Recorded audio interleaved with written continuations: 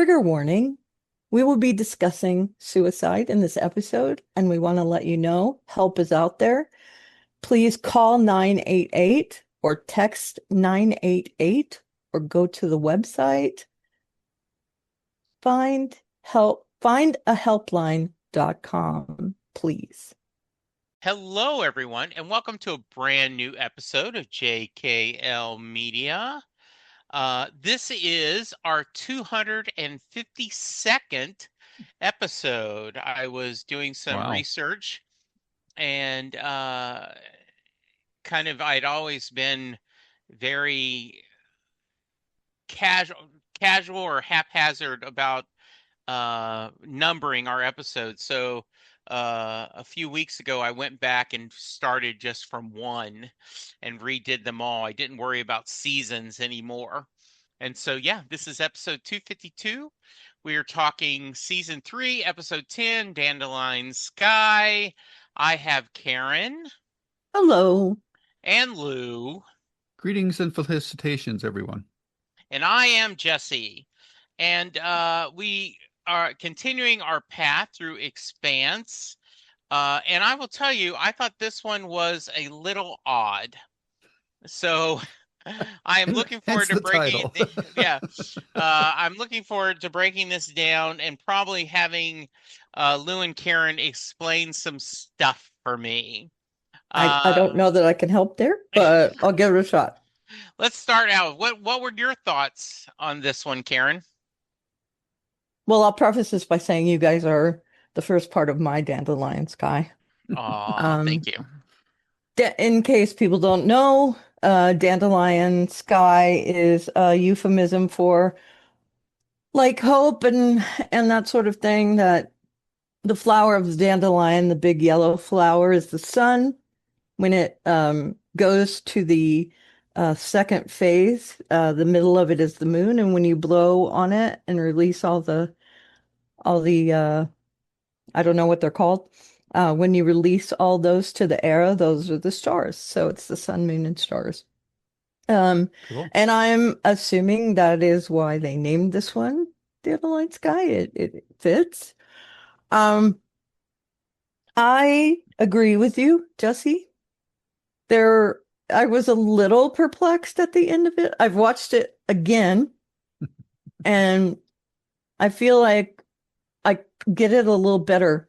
One of the things that struck me while watching this one was how frenetically paced it was. I feel like it switched between the storylines really quickly, and that might have contributed to it. And I also think there's a bit of a woo-woo-ness to it as well. And that maybe made me tilt my head. So, yeah, I mean, I didn't dislike it. But at the end of it, I was like, okay, next one, please, because I want it to explain some things to me. And that's where I was left there at the end. So, Lou, obviously, you've seen this before and you've seen the whole series, so you can watch episodes in context that Karen and I can't. Mm-hmm. So, your thoughts on this one? Yeah, I've always thought of this one as the 2001 episode of the Expanse. Right. Space Baby, right? Space Baby going into the Stargate. My God, it's full of stars. It's kind of like that. It also has echoes of Star Trek: The Motion Picture with V'ger.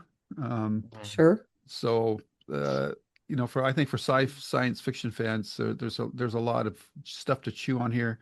And for me, Dandelion Sky, I like Karen's explanation of it, but I've always thought of it like dandelion wine, so that it's kind of like it's expanding your senses. And well, mine isn't a little bit. Mine isn't an invention of mine. No, I know. Mine is me. Okay. Yeah. I just wanted to make sure people knew that I didn't make that up. Mine's mine invention. It works for me. Yeah. Okay. Yep. So, let's start with what I found one of the most poignant uh, kind of storylines, and I don't know how important this is in the long run, but Anna and the lieutenant, who comes up to her very obviously troubled, and he shares, "Do I understand you're Methodist?" And she goes, "Yeah." And he goes, "So am I." And he tries to talk to her, and she was polite, but did not have her um, in the terms of Catholicism, she didn't put on her scroll and say, "Oh, I'm ready to hear you, my son."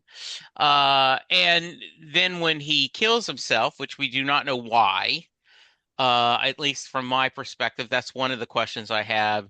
She's asked to do his funeral, and I think she does a beautiful eulogy. So, Karen, start with that storyline. I liked seeing Anna in her role as a caregiver, as as someone who is supposed to minister to the people, and that kind of concept. So, your thoughts? Yeah, um, the first time I watched it, I'll say this, Nemiroff is the name of the Lieutenant. lieutenant. Thank you. His last name's Nemiroff. I thought I even turned to Sean and said, "Okay, that dude's up to something," because he looked kind of shifty to me. Um, Knowing where it went when I watched it the second time, um, knowing, that he kills himself, I noticed how callous almost Anna was to him at first. Much more interested in what was going on than what he was trying to talk to her about. He knew that he should go and talk to someone. I mean, this is one of those things where maybe at the end of our episode we should give out like suicide hotline numbers and all that. Yeah. Um, he he needed help, and she wasn't there for him. She didn't have her minister hat on, which her function there was to be that. And she says that at the end of the episode that, she's regretful because she's not a scientist. That's not her job there. Her job there is to be a minister, and while, yes, she's there to do things about the ring and all that, whatever connotations that has, but she's also supposed to minister to the crew. And I found that very sad that, number one, that burden is placed on her when there's so much stuff going on that would impact someone in a religious way. And so it does make her job very difficult where, she shouldn't ignore what's going on around her, but she does need to be more cognizant of what's being said to her. And I think it's the first time we see her her I guess her convictions waver a little bit. Um she's been in situations where she's uncomfortable or she knows there's something going on, and I think this is the first time we've seen that she isn't trying to read something. She's not reading the room. She's internal. She's in her own head. So yeah, it was really sad. I think this is my perspective. I think since he asked, "Do you think God wants us to be here?" I think his faith was a big part in why he took his own life.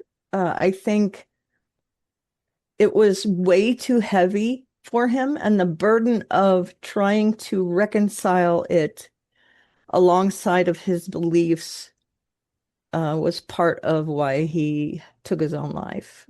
But again, there's lots of things that can happen. And he did mention he was lonely. And so that, the bigness of space, the weight of what was going on, I just think it was too big of a burden for him to think about. So, I like that. I like that a lot. Lou, how about you? Yeah, I think Karen pretty well nailed it. I think that this whole mini arc was to show that Anna, as um, moral as she is, it, she still has the sin of pride because she thinks that because she's here at this momentous occasion that she can contribute something to it or she can have some sort of impact on it. Yet that's not her purpose for being there. So she got a very hard lesson in humility, and it ended up costing the life of this Lieutenant Nemiroff. And I think that's pretty well the whole story arc in a nutshell. what do you think about his motivations to end his life? No, I agree with what you said. I just think that his faith was shaken because I think a lot of the religions um, have the belief system that God has created man, but it doesn't allow for the possibility of other life. Right. So therefore, if there's other life, then he might think that there's no God. Again, I'm just Mm, speculating. I have nothing to base this on, but for some people, that is a big crisis of faith that because they feel like they're God's chosen people, and if there's other life out there, then what does that mean about you know their place in the universe and God's place in the universe, or is their whole belief system based on false pretenses?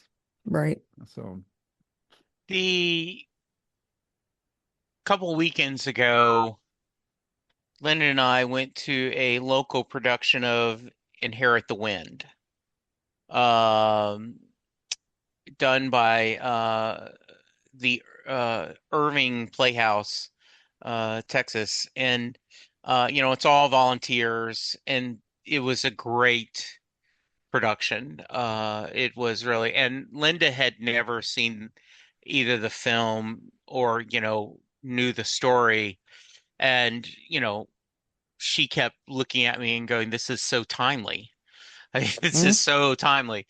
Um, and it was so yeah, I think that sometimes your faith can, if you are a very narrow, I was going to say conservative, very narrow view of, everything in the Bible is absolutely true. This is, we can't questioning is not something you should do as a believer. Life can be very hard. I don't know about this lieutenant's beliefs, but something was bothering him, and it was sad. I of course, immediately thought maybe is this somehow related to the proto matter or some kind of, you know, nefarious thing going on? But I think you're right, Karen and Lou, that the idea, no, this is just someone who was struggling finding his place in this new order and felt out of place, to start the pun, and therefore couldn't follow this anymore. So, anyway, I loved it, Anna's eulogy and talking about loving and sharing and how this is how we honor him. So I often, we sit here and go, what's this got to do with the greater storyline? And I certainly, if someone wanted to argue this does not feed the storyline overall, but I think it does because there there this is not a world where there are aliens on everyday life, right? This is humankind has gone into space and conquering it, and all of a sudden they're looking at things that they've never realized before. And even though this isn't an alien life form, it's something that's been created. it is like an alien. Uh, any other thoughts before I move on? Yeah, I agree with you. I do think that it fits into the timeline of the show. Anna is becoming a pretty big character, at least in the Thomas Prince storyline. Yeah. And to see her shaken a little bit, I think is an important thing at this point. Because we do need to test her boundaries at certain points. Being a religious figure, that's really important to know where that falls, and to see that she needs to strengthen her faith in order. And during the eulogy, I'm hoping that um, kind of enforces the bonds between the people on the Thomas Prince, and that hopefully we can see that a little bit. So yeah, I do think that it falls into the storyline. Okay. All right. So we started with Holden leaving a message saying, "Hey, don't follow me, guys. That's an order. I've got to do this." Um, so my first thought is, okay, he isn't, I mean, he's the captain, but they are not in a military organization. There is no reason they are, quote unquote, required to follow his instructions. So I want to hear you guys' thoughts on that. The other thing I want to hear about is um, Amos's one, I'm not feeling fear. I didn't know he was a Green Lantern. And secondly, It could be. is yeah, the second thing is this whole, hey, trust me, if something's happened, I got your back. I'm going to kill you too, right? Like Yeah, if everything, I'm going to kill myself, and just want to let you know that hey, I would take you with me. you're a cat. So yeah, you're a cat. Kind of what's happening. Uh, Lou, any thoughts on that part of the storyline? Um, I thought it was keeping uh, within keeping of Amos's character as he's been previously established. Uh, I think it's give there's a great insight into his character that the fact that he hasn't been scared since he was 5 years old. So what Yeah, scared him so badly that back then that anything that's happened after that hasn't really scared him. Um, the the whole thing about Holden saying "Don't follow me." I think that yes, they're not a military operation, but they do have a command structure in place, and I think they respect Holden's um, position. While at the same time, I don't think either of them are have any desire to follow him, to be honest, because they don't know what he's heading into. So, and plus, based on the physics of the bubble that they're in, they could never catch him because you can only go a certain speed, so they could never catch him right. anyhow. So, uh, to follow him would be kind of pointless, and they're just operating a little bit on faith. Even Amos is, I think, without realizing it, which is interesting. So Mhm. that's how I read that part of the episode. Karen, Yeah, there is part of me that says when someone says, don't follow me, that makes you want to follow them. sure. I mean, it's like a teenager who you warn against something and they immediately want to do it. Yes. Um, I do think that Alex would have gone after him, but Amos has no desire to do that. He he might not know what to do next, and I think that Holden was that guiding force on the ship, and now Alex is kind of untethered, and he doesn't know what to do if he doesn't have a mission. And Amos is more like, okay, well, let's see what happens, right? I mean, I do think they're in two different places there. Um, and you can see, I wouldn't say that Alex is panicking per se, but he is definitely he's looking for something to do, Yes. poking at things and um thinking to himself, I don't know what to do because this is the weirdest thing I've ever seen happen. That, Hmm. this whole situation, and I think maybe as a mirror to Nemiroff almost, he is trying to reconcile the bigness of the situation and he can't do it. Whereas Amos is, and wow, I really want to hear about Amos's backstory 100%. Sure. Um, I want to understand where he's coming from because that was very enlightening that he's never scared. And I was thrown back to an episode where I speculated that maybe um, that scientist from last season had given him whatever treatment in order to suppress his feelings. And now that I know it's a natural thing for him to not be scared, to not have those feelings, that makes him way more intriguing to me. I had abandoned that theory long ago that he had been modified by that dude. I think that having that guy cross his path helped us understand that his feelings were muted as well. And Yeah. I think that might be a good way to put it, muted, um, because he can acknowledge it's weird and that Alex is right to be scared, but he's not. And I love that analogy about the girl who was telling him if the world ends, I'm going out like a pharaoh. Um, and that, he'd take Alex out. It's another, hey, I'm not scared, but, I'm not willing to sit through everyone dying. So I'm out. A peace out, I guess. Yeah. Um, I thought a little bit of the Hail Mary where the Russian lady, right, like said, I'm gonna do heroin. yep, It's to kill myself, you know? exactly, exactly. Yeah, they both of those characters in Project Hail Mary had ways to kill themselves um, Yeah.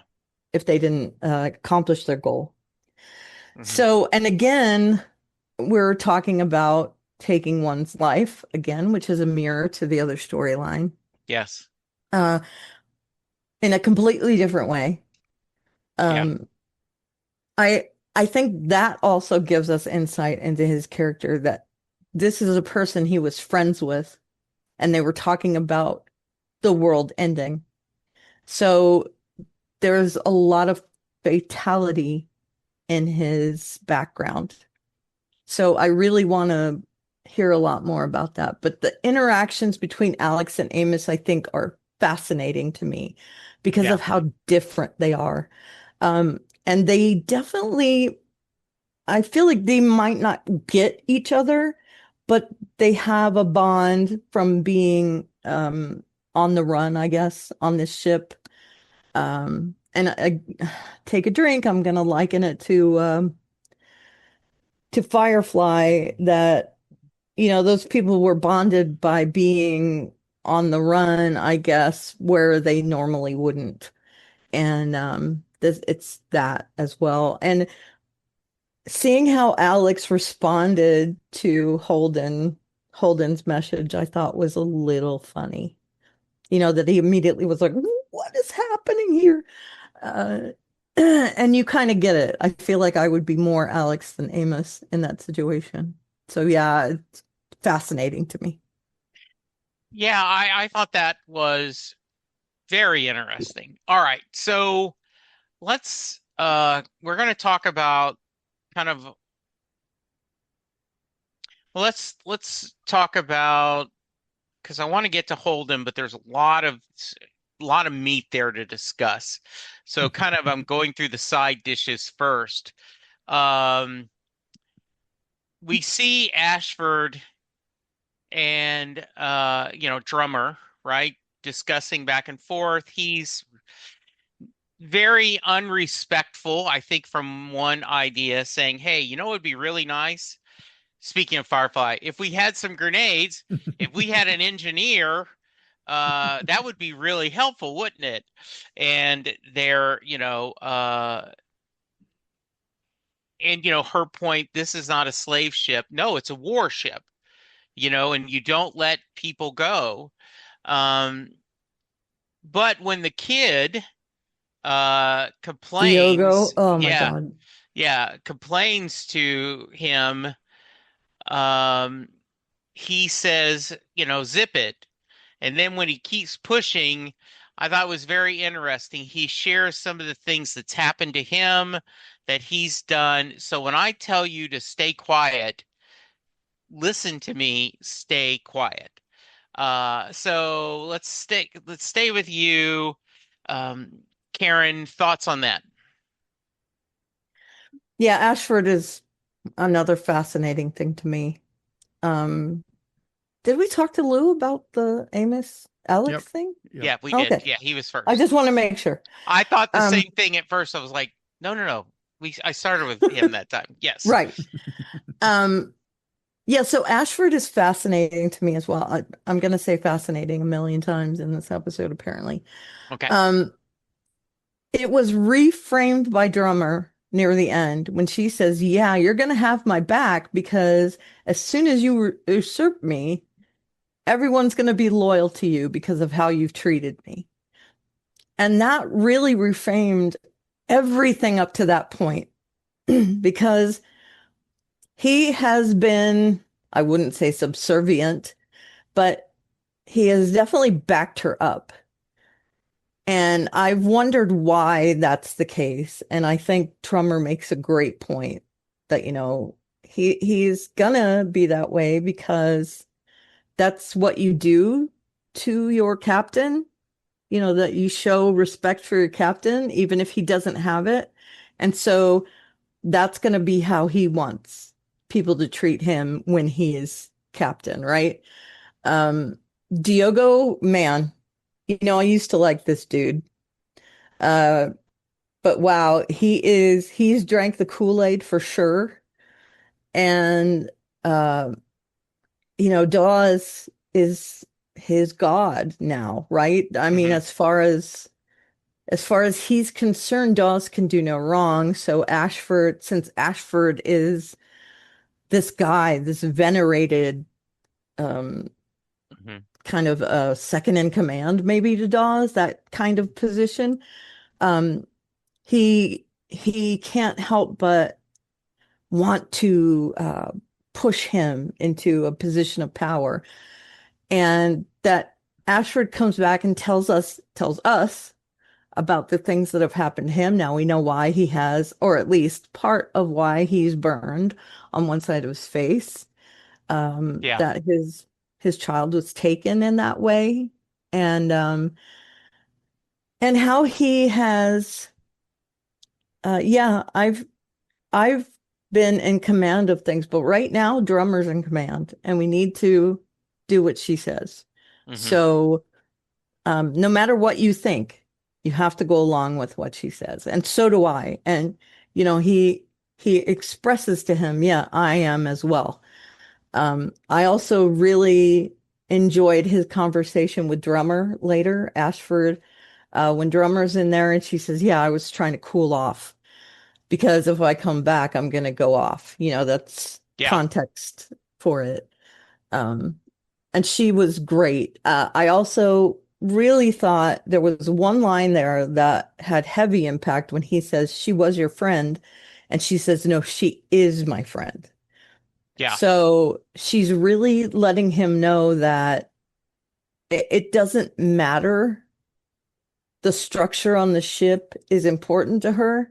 But in this case, her friendship outweighed that because she knew that Naomi, number one, was going to be distracted.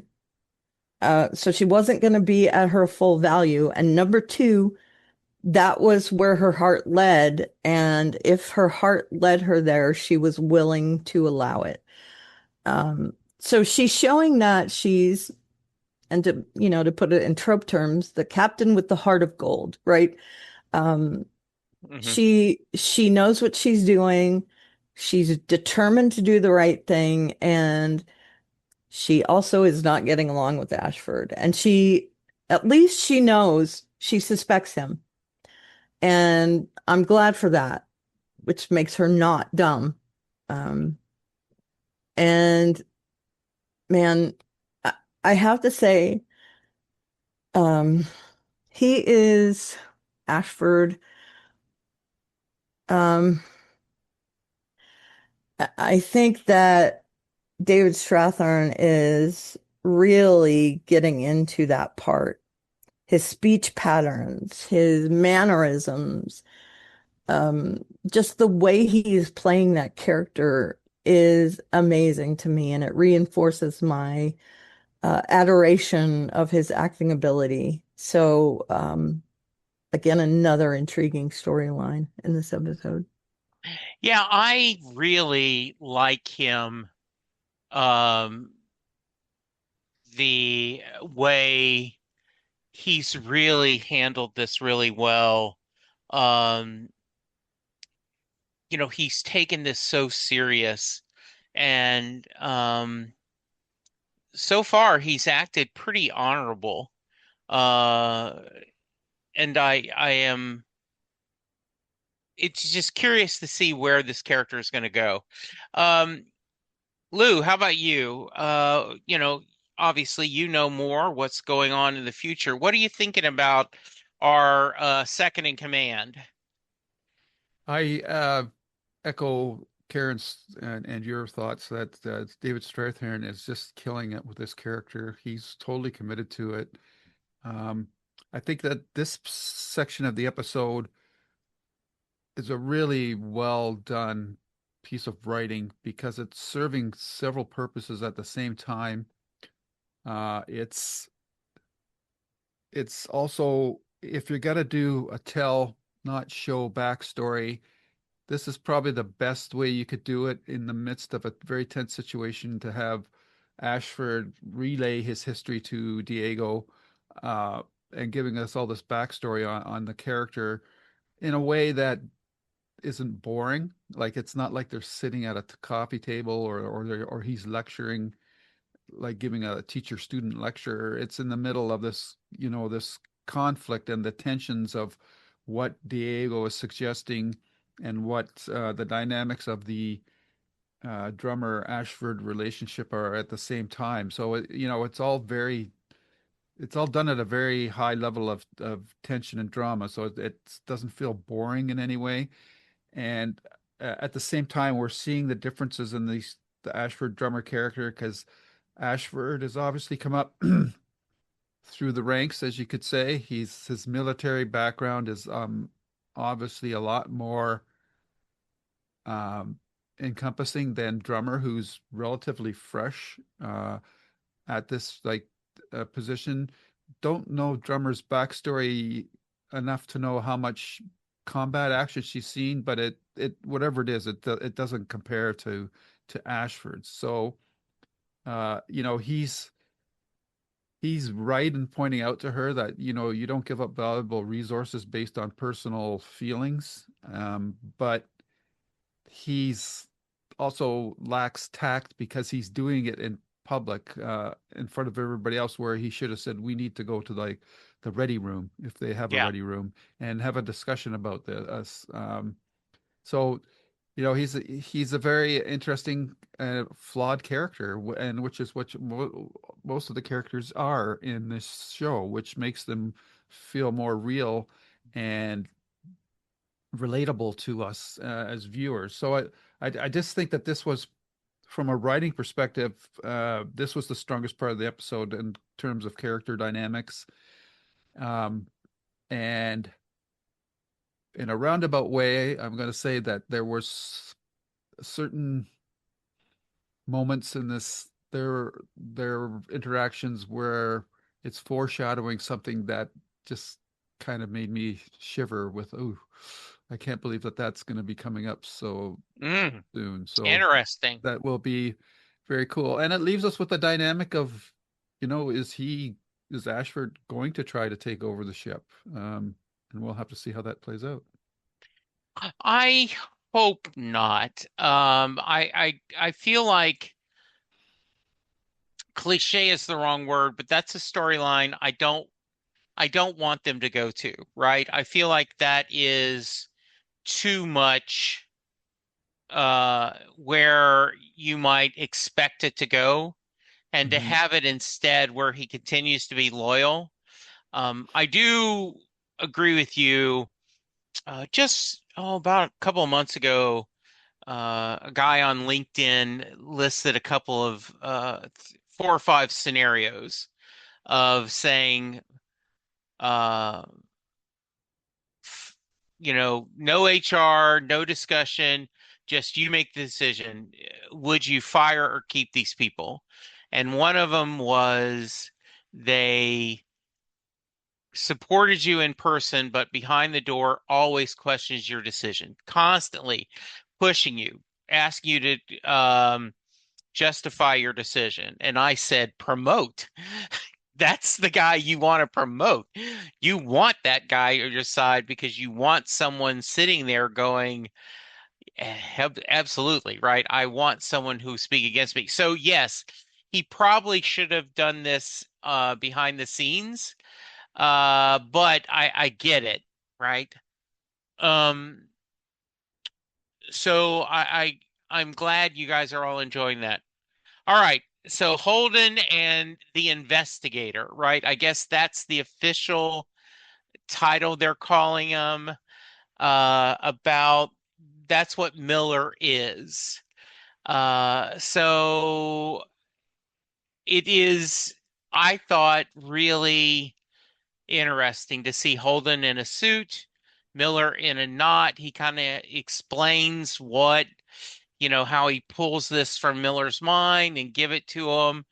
Um, so what do you think? Let's start with you, and I kind of the whole storyline, and we'll throw in Bobbie there. Bobbie, it conveniently, Bobbie is the one they're sending to go and all the discussion. So take us wherever you want to go on this, up until he touches the pro matter and some kind of shit happens. Who are you talking to? Yeah, you. Let's Okay. start with you. I it's obviously your call on the show on that, but I don't know. Did you want to talk about the Clarissa storyline before we do the Holden one, or do you want to leave that till after? It's up to you. No, I go just ahead. The Calista storyline. Yeah, Which one is? that's the where the she's obviously trying to get to Holden because she wants to kill. This is the sister of Julie. Ah, okay, yes. Yeah, I thank you. I missed that one. I did want to cover that first. Right. She's trying to get some blank blank, shouldn't have an authorization. Hmm. And I assume that Anna's friend, whoever that was, we've seen her a couple I think times, it's but a I don't remember her Tilly, name. Lily. Yeah, Lily, Tilly, recognizes Tilly. that Melba is Clarissa and Hmm. goes to talk to her, and then the magic adrenaline happens, and we no more friend. So yes, go ahead, Lou. Let's talk about I just this. think it's the main thing for me to point out there is that this kind of ties into the other Anna storyline that's in this episode, where she was too um, interested in the phenomenon, not paying attention to the people around her. Uh, Depending on how this storyline goes and the confrontation between Tilly and, or sorry, Lily and, no, it's Tilly and Clarissa,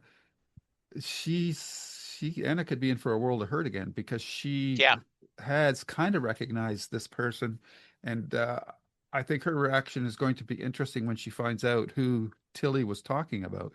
yeah, So that's the main piece of that storyline, and it's Callisto comes out right out and says that she wants revenge on Holden for what yeah. happened. So that's her storyline's pretty well laid out now, her motivations and that. So, Hmm. and I know Karen had some thoughts about what Callisto was up to, and I think this is just validating what she thought to begin with. Right, Karen? Karen? You're muted.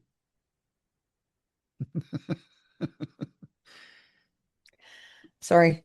Um, I don't think that Clarissa is going to hold herself back because she does see what the radius is of the certain death in an explosion, right? So um, she knows she can't get to the Rocinante or to Holden, uh, even though, she did plot out a path, but now that's changed. And in order to get back at him, she's going to set off an explosion, whether that's causing the Rocinante to explode or, whatever she's aiming to do there. Um, she is really grinding my gears right now, uh, to put it nicely. I I also had that thought that this is another chink in the armor for Anna Hmm. because Anna did have a chat with Tilly and she didn't say go talk to her, but she did say follow your heart. And she knew that Tilly was leaning towards, trying to go and help Hmm. Clarissa. So it's another thing that she's going to be guilty for. Tilly is not long for this world, I think. Um, I really wanted to see what happened to her because, it's one of those cliffhangery endings again. I was like, no. Um, and that's one of the things that um, I'm hating about Clarissa is they were out of communication. Tilly couldn't do this thing for her. So there were ways to go about this without attacking her, which is essentially what's going to happen, right? Um, she could have said, look, I'm just here trying to make a buck. I was cut off. I have some skills. I'm good, right? I mean, she could have tried to diffuse it before she went straight to violence. And I think that shows a lot more about her character too, that nothing can get in her way. And the only way to do that is violence. We've seen that before where she takes out her commanding officer, even though she liked him. I don't think she dislikes Tilly, but she can't have anyone standing in her way. And so immediately it goes to, well, you got to go. Um, I think it's sad because I think Tilly had uh, a lovely motivation there that she identified with Clarissa because of, the circles they went in, that their fathers were, of the same ilk, that, they're powerful, they ignore their kids, they're away from home, they probably have affairs, I just feel like they had this kind of similar background. And so she was like, look, I get it. Um, your dad did some crappy things and it blew back on you, so let me help you with it. Tilly had kind of escaped from that life to a certain degree by using her knowledge to be on the Thomas Prince. And she sees that Clarissa, who is a peer of hers, is just a technician now. She wants to help her. You shouldn't be doing this. And I think it's sad whatever's going to happen to her. I really do. And I also think that Anna is going to be shaken to her core over this. This is going to be the one that could break her because she has a very cordial relationship with Tilly, whereas she didn't have that type of relationship. They even emphasize in this episode that she didn't know the Yeah. lieutenant very well. She knows Tilly. So that's going to hit even harder, I think.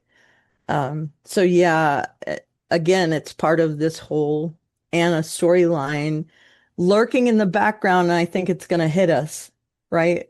That, it's one of those, it's flying under the radar, her storyline. And I think it's going to have big connotations there. I agree. Because she just wants to help. Tilly has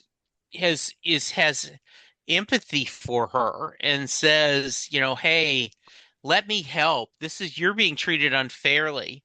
And instead of playing a part or trying to keep going, it's like, well, I just need to get rid of you. So we will see what happens. But thank you for bringing that up, Lou. I'm I, glad. I Yeah, have one more thing about the Thomas Prince. sure. I think there's a drop in here where the commander says something to the effect of, I think something inside the ship can go faster than the speed limit, and I want to test it. They never got to that. Okay. And I just want to put a pin in that because why would they say that unless it's going to come into play, right? Yeah. So I'm always picking up stuff like that. At least I hope I am. Okay. I don't, sometimes I pick up on something and it doesn't happen, but um, I think that might be important because now they're stopped, right? Hmm. Yeah. Yeah, and I'm very confused They've been about the stopped speed at the end of the limit. episode. So Yeah. Mhm. I'm Yeah, very confused I think about the that speed limit. I'm sorry, hang on just a minute, Lou. sure. Right? Where the I think they're trying to give us the rules of what's happening inside this ring and proto matter, but I find it all very confusing. I'm not sure that what's going on. there might Go not ahead. be rules. Yeah. I think the proto-molecule is the thing that is changing that. Yeah. And I think it doesn't have rules for that. It is acting on instinct to either, keep you at a certain limit or to stop you in your tracks because the investigator is telling Holden that, yeah, I could stop him. It's no big deal. We can do whatever. We can Mhm. stop. We can, Yeah. I can stop him forever, you know. And and so I feel like the rules are up to the protomolecule, that it might not have set in stone rules. Lou. Yeah, I think Karen makes a great point about the testing out the theory of velocity inside the ship.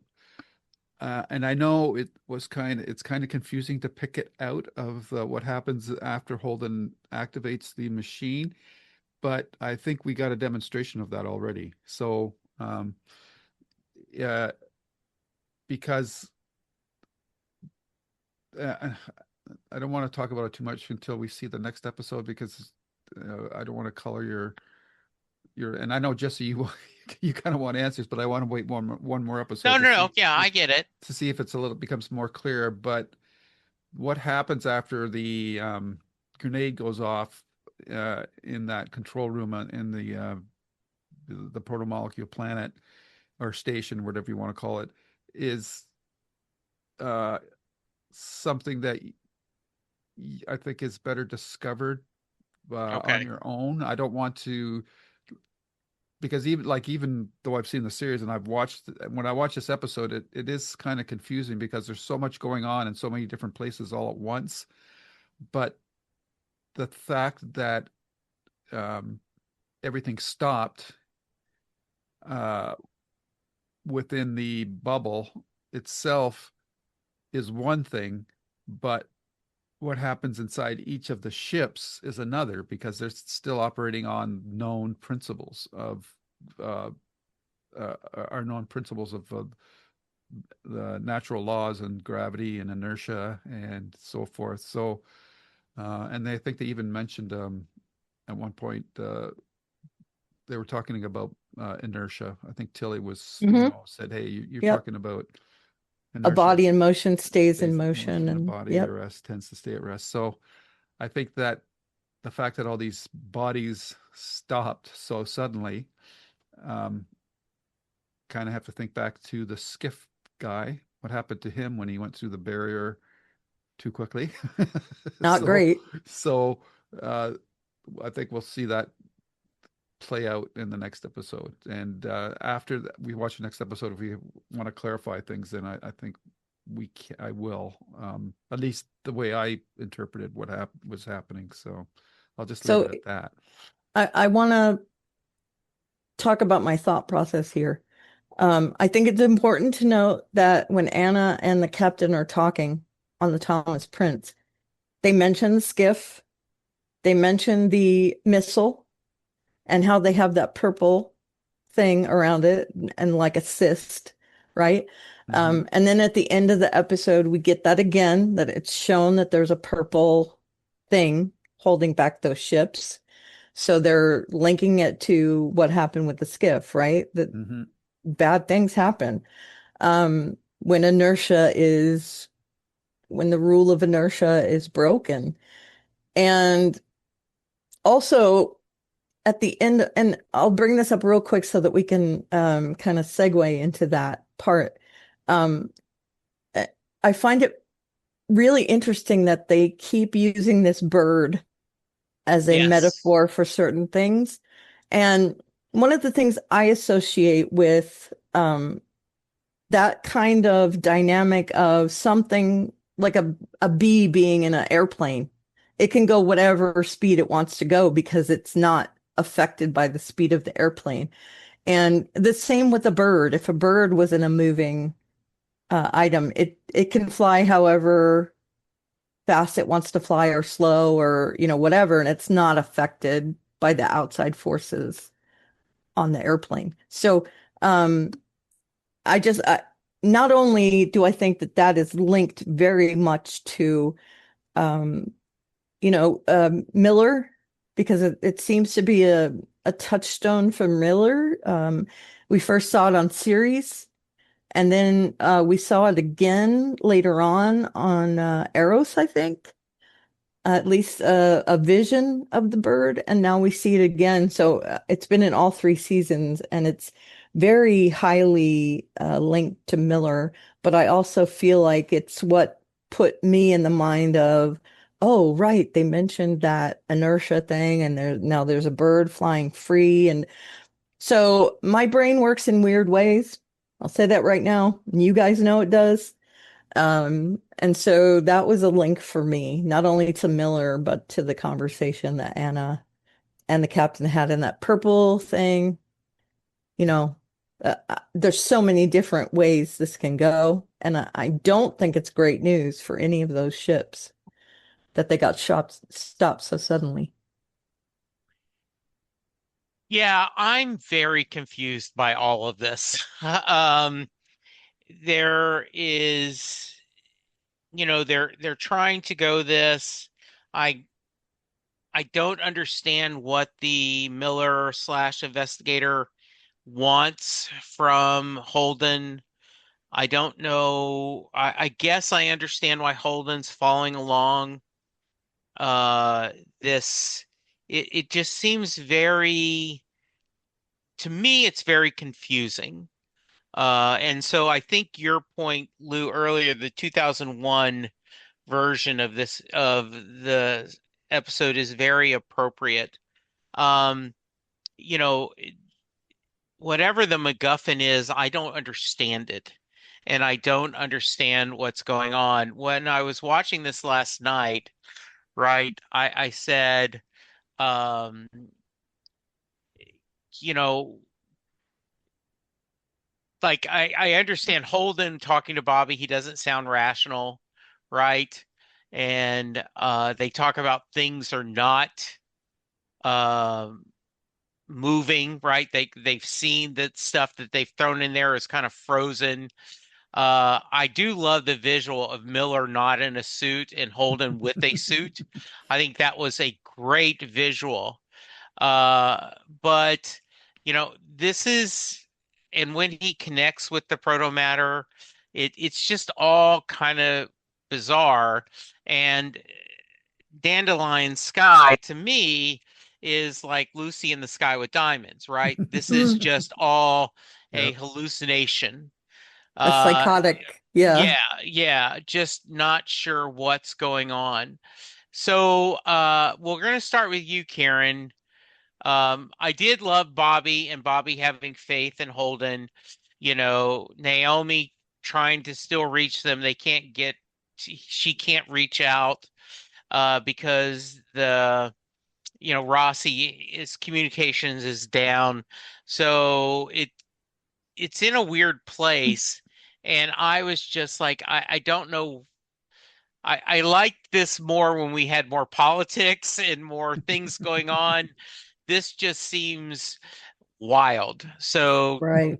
your thoughts, Karen, and then we'll go to the expert and he will share what we can without spoiling anything. Okay.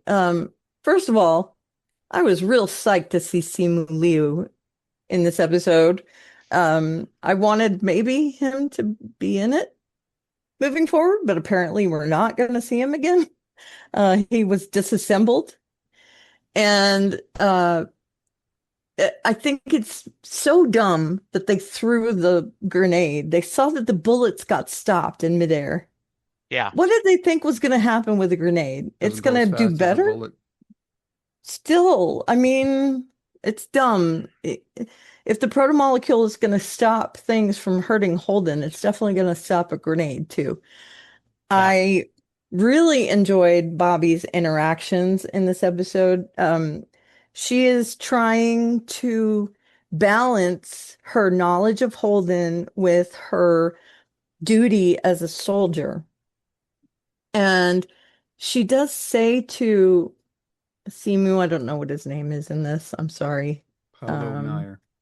Meyer. She says to him, you don't think he actually did this. And he agrees with her, but he's still on this mission to bring him out because of what he's quote unquote done. And not only that, but their interactions with Naomi as well, right? That they wanted to bring Naomi aboard and the big Martian ship too. But yeah, Bobbie actually says to him that, eh, he is, he's, I guess he's acting weird, right? She's trying to temper it. And he looks at her like, come on. And she says, okay, yeah, he's being weird.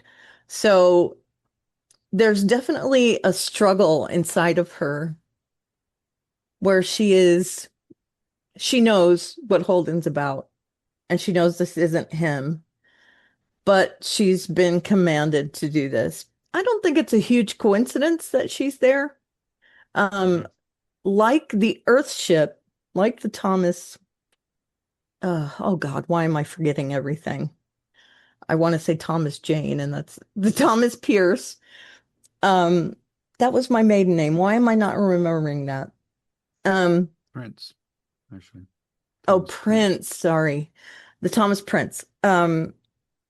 Yeah, like that, they sent people that were notable. And Bobbie, while being a soldier, they had to deploy soldiers, but they're like, yeah, she already has experience with this. So let's send her. I think it's not as much of a coincidence as, oh yeah, she just happens to be there.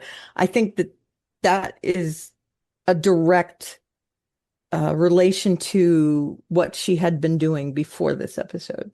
Anna's on because of her. Not only was she a minister, but she was involved with this whole thing. It's very causal, yeah, Causality. yeah, causality. There's a causality in it. And I thought that the differences between Bobbie and the other soldiers were pronounced. And this is what I referred to as the woo-woo part of this episode. I think the space baby analogy is a much better correlation. Here's what I'm getting from it. It's showing all the things that happen with the protomolecule. And I think it's the things that Holden already knew, right? It was Eros, and then it was the Arbogast, and what happened on Venus, and then it was the bird. So it's showing Holden the things that happened with the protomolecule already, and then it brings him back through the ring, through a representation of the ring, where we see other rings.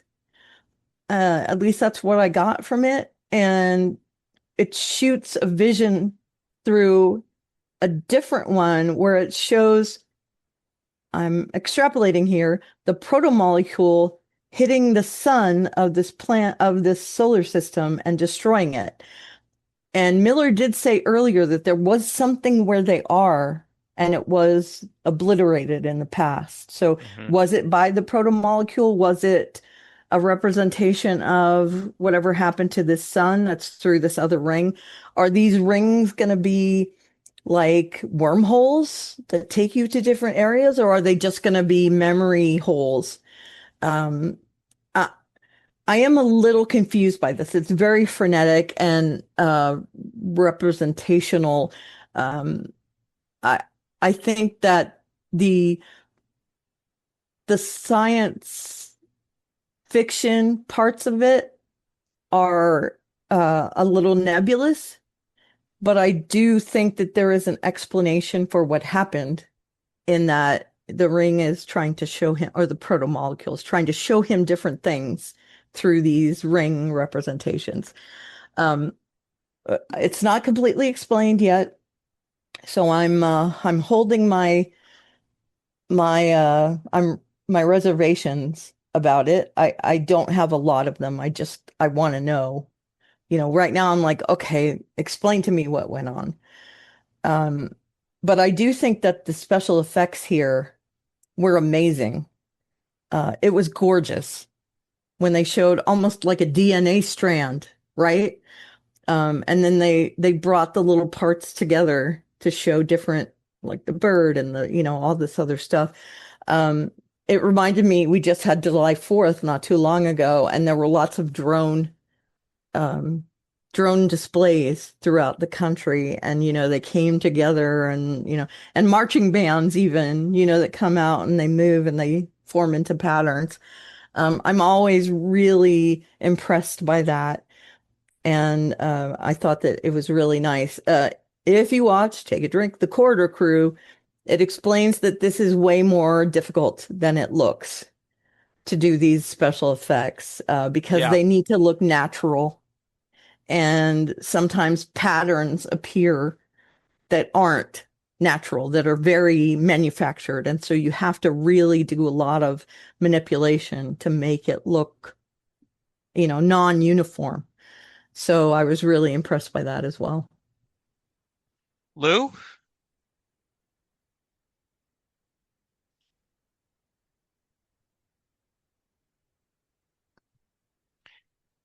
You're muted. My bad. So it's Okay. always interesting when you go back and watch a show where you see a character that at the time you didn't know who he was, or their most famous roles come after the airing of this particular episode. And in this particular case, obviously with Simu Liang, who went on to play Shang-Chi, um, and He boy, was Ken too in Barbie. oh, was he? Okay, Yeah, he was a Ken. yeah, and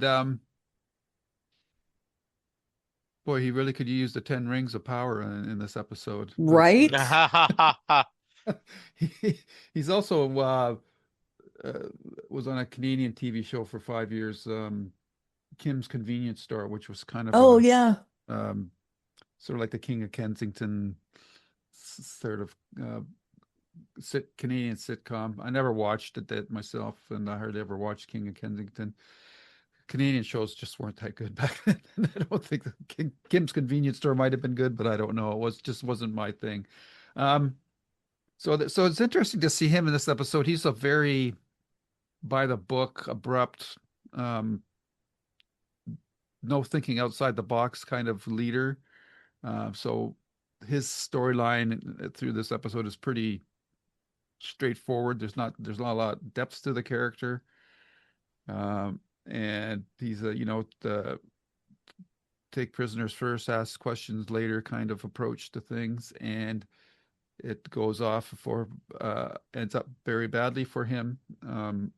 It's interesting that the whatever damage his grenade caused on the floor, the protomolecule um, disassembled him and used him basically as a a sealer to fix the hole that he had made in the floor, which I thought was kind of funny. Um, Bobbie's conflicted. Her personal relationship with the crew of the Rocinante is obviously coloring her perceptions, yet she still has enough discipline as a soldier to recognize the fact that there's something definitely off with Holden. Um, but she wants to take a more cautious approach, and unfortunately, that doesn't play out like that. Um, it was, kind of interesting to see the bullet stop midair, like a la Matrix or something like that. So Hmm. that was kind of cool. And then, of course, we get into the whole um, space journey that Holden takes once he hooks up to the protomolecule machine, and it's a combination to me of and because there's so many images flashing by, it's really hard to make sense of it all. But it's showing that like the recent history of the protomolecule, but I also think it's showing the ancient history of the protomolecule when it starts to show the multiple rings, Hmm. so that there's more. At one time there was more than one portal, and yet something happened on some of these planets where we saw one sun looked like it was attacked and go supernova. So there's obviously some history here about what happened to the race that created all this technology in the first place. And it just, that's just a section of the episode I think you need to rewatch a couple of times to pick everything up. And hopefully, if you're really curious, that would clarify things for you. And the you know uh, the end result though is that Holden is back in the chamber, unconscious, and everything is brought to an abrupt standstill in the space bubble, and that's where we're left at. And we have to see the next episode to see the ramifications of that, and the whole rules of inertia have a big part in what happens in the next episode. I assume so. I S- also I love the conversation that Miller and the and Holden when they're out in space. And Miller gets really, I mean, Holden gets really frustrated with him. And Miller uses that analogy of, I'm pushing your buttons so that you see me. I'm not real. I am making your brain see me. And then he says, I am Mozart and you're a monkey. And I think that's just a matter of fact thing, but it's so insulting uh to hear that, we're just monkeys compared to this thing. But it Mm-hmm. also tells us about the protomolecule and its origins, that they are way smarter than us, whoever did all this. Mm-hmm. So that was a And great yeah, and it conversation. also points out there's limitations to what the protomolecule can do. It still requires some actions still require a physical form to carry them out. A Um, physical life form, right? yeah, yeah, Yeah, or a body, if you will. right. Yeah, so their conversations were quite interesting, and I think that Miller is more human in this episode than he was in all the previous ones. And I thought that was interesting. Well, probably because he's inside the bubble and he's closer to all the protomolecule technology. He's And getting closer to his essence, is what I'm yeah, kind of. and Holden's trying to find out if he was still alive when he burned up in Mars or Venus, or had he been already disassembled, which the Miller entity refused to answer, or evaded answering. So that's kind of interesting as well. Didn't he answer though, kind of, when he says that Julie told him a parable that, she was talking to him the way she could? I don't know, but that might have been after he was absorbed by the protomolecule.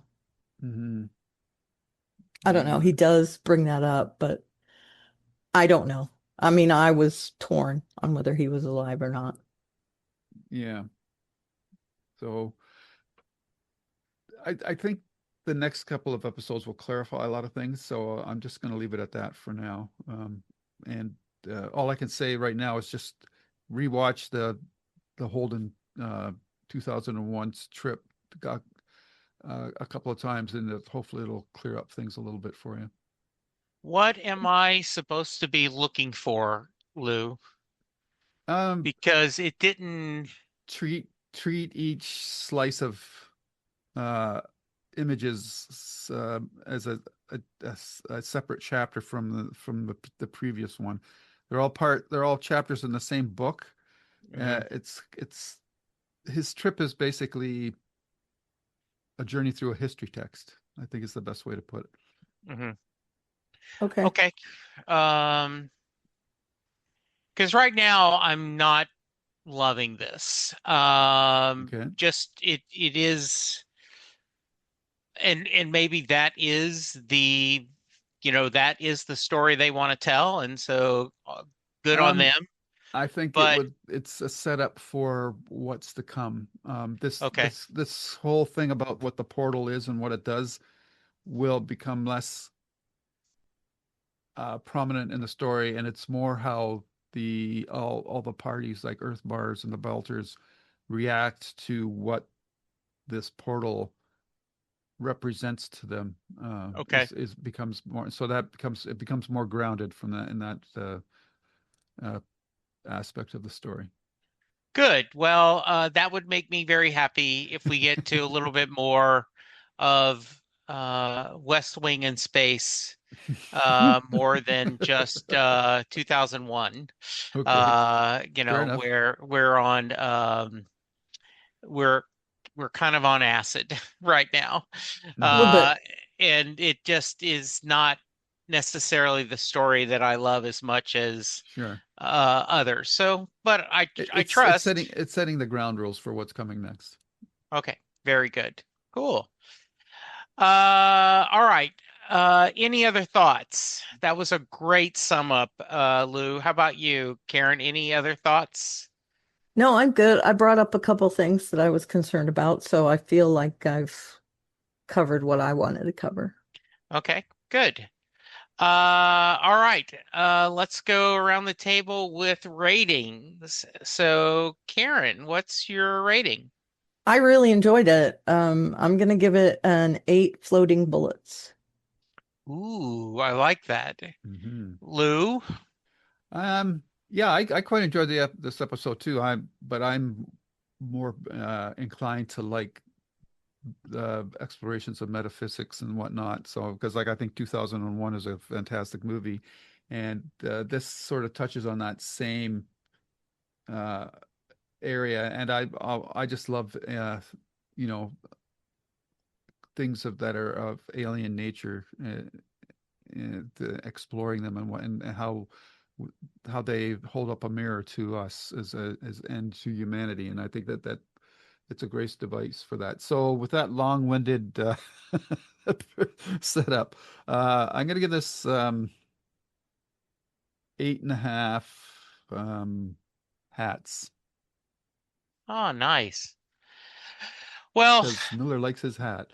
he does like his hat. I think it's just to I Uh, cover thought up that he about doesn't using get that. his hair cut for the because he's That's going to yeah, be right. doing these one-offs, right? So he yeah. doesn't have to get his hair recut. I'm yeah, I'm gonna keep this a little bit lower. I'm gonna give it a 7 out of 10. Um, cats jumping off a roof. Uh, Being thrown off a yeah, roof. yeah, closer to that, yes. Okay. And kind of go from there. Uh, but I'm in with the journey and looking forward to where we're going to go next. So, if someone wants to reach us, Karen, how can they? They can email us at jklmedia at gklmediareviews@gmail.com. And I am at Alveria on social media, Aleveria. And you can find me at allestuff.com.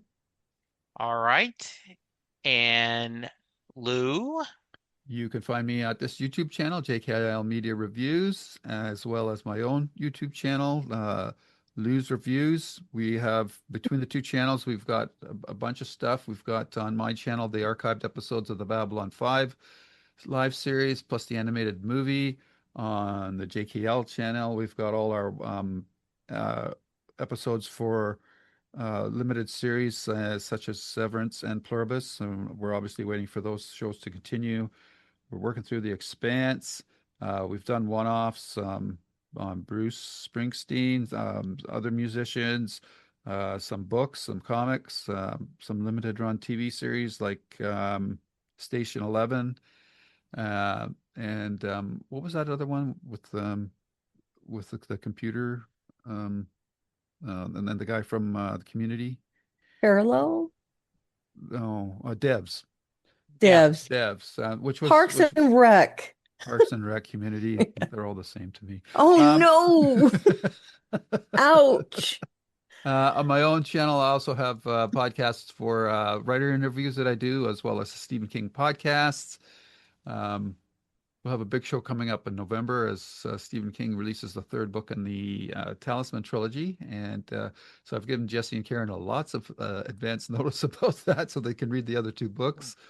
And on Twitter and X, you can find me at Lou W. Sitzma, Sytsma. Well, I am at Jesse Jackson DFW on X, Jesse Jackson on Facebook. You can hear me talking while House of the Dragon going on Small Council Matters. We're enjoying doing that. And also Set Listing Bruce, where I talk music, and I'm coming up onto episode 1500. Wow. So I've got a message into Bruce, seeing if he'll join me. Yeah, come But on, so Bruce. far, crickets. We know he listens to this podcast. So Absolutely. let's ask him. Bruce, come on. Yeah. Go on, set listing, Bruce. Yes. So That I was Lou, being farcical, by the way. yes, Just to get that out of the way. that would be funny if he goes, "Oh yeah, I love The Expanse. I was happy they're going through it again." Lou, thank you. Karen, thank you. We will be back next week. We will be recording a new episode about the second book of this Divine Rivals trilogy. We'll be talking about the next Letters of episode. Enchantment. Yeah. Letters of Enchantment, yeah. Yes, but right. Yeah. Yeah, that I don't know what they call the trilogy. Letters of Enchantment. It is. That's what it's Yes. called. Okay, Is it very trilogy? I nice. thought it was a duology. There is a third book. It's just a prequel. Oh, okay. Okay. Well, there we go. Thank you guys. Everyone be safe, be cool during this heat, and be kind. We'll talk to you soon. Stay Goodbye. dry in Alberta. Yes. Bye. Bye. Scene. The proceeding has been a JKL Media production.